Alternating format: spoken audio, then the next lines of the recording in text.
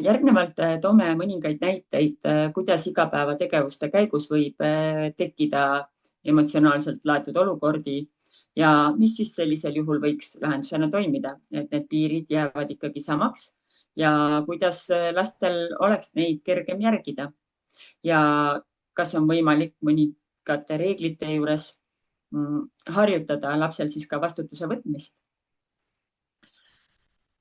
Üks suur teema lasteaedades on riietumine ja mõne lapse jaoks on muutused keerulised.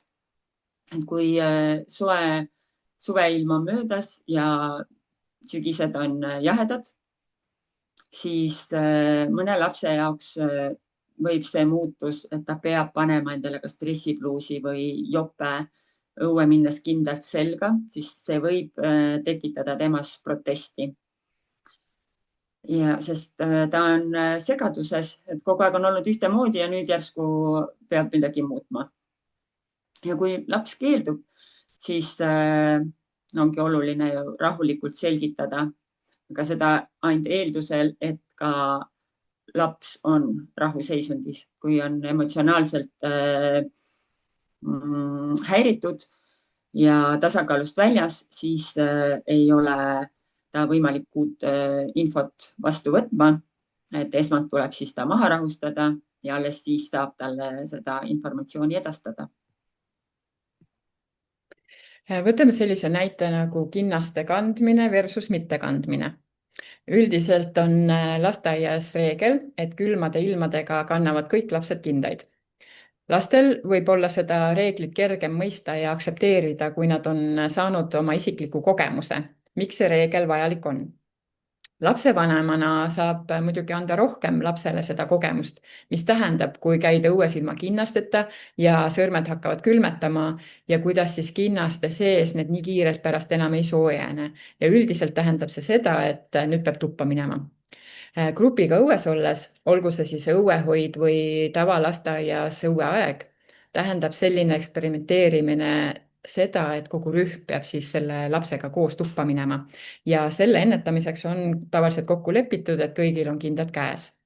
Kui on ressurssi, piisavalt töötajaid, aega, siis tegelikult 5 kuni 7-aastastele lastele saab ka lasteaias anda sellise kogemuse ja näidata käte võimlemist, kuidas kinnaste sees sõrmedele soe tagasi saada. Alla 5-sed aga ei pruugi seda harjutust kaasa teha, neil on külm ja paha ja nad on selles emotsionaalses kogemuses. Arvestama peab ka sellega, et isegi tegelikult vanemad lapsed võivad kinni jääda oma külma-paha emotsionaalsesse tundesse ja ei ole lahendustele ega uutele kogemustele orienteeritud. Näiteks siis osad 5- või 7-aastased, neil ei meeldigi õues olla ja nad virisevad pidevalt, et neil on külm ja paha ja nad ei tule nende liikumismängudega kaasa, mida pakutakse. Kindlasti on oluline see, et sa oma rühma lapsi tunneksid, kas saab talle anda seda vastutust ja ta saab seda kogeda, mis tähendab, kui ei järgi konkreetset reeglit või on ikkagi vajalik hoida järjekindlalt kinnaste kandmise kokkulepet. Ja lapsed sageli testivad piire, et veenduda, kas need on usaldusväärsed ja kas piiride sees on turvaline tegutseda. See on lapse loomulik areng. Aga selline sage olukord, kus laps protestib, et ma ei taha õue minna, ma ei taha riidesse panna, kuigi ta teab, et on nõuaeg, siis seda paraku tuleb lasteaias ette. Ja kui me laseme lapsel valida, et ta siis ei lähegi sellel päeval õue, siis ei ole ta ju võimeline päeva teisel poolel toas rahulikult tegutsema, sest tema jooksulihased vajavad kasutamist ja arendamist. Aga oluline on, et reeglid kehtiksid ka täiskasvanutele. Et vahel on nii, et mõni olukord nõuab täiskasvanul ohutuse või lapse heaolu nimel mõnest reeglist erandkorras kõrvale kalduma. Või siis ka täiskasvanu näiteks unustab mõne reegli.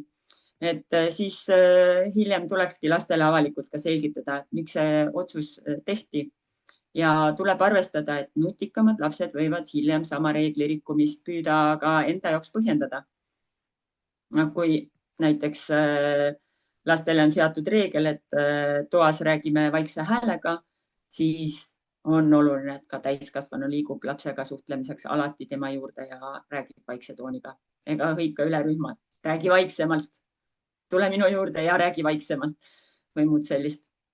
Et kui lastele on seatud reegel, et toas kõnnime, siis ka täiskasvanu käib ise alati aeglaste sammudega, ka siis, kui on vaja kiirelt mõnele lapsele mõnd rühmareeglit meenutada.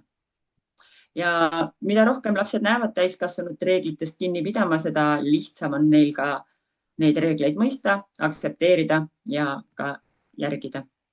Ja sellisel juhul on ka lihtsam ausalt ja avatud suhtluses arutada nende lastega, kes reeglitest kõrvale kipuvad kalduma. Miks see piir on seatud ja miks selle järgimine oluline on? Et see ongi ju lapsi austav lähenemine.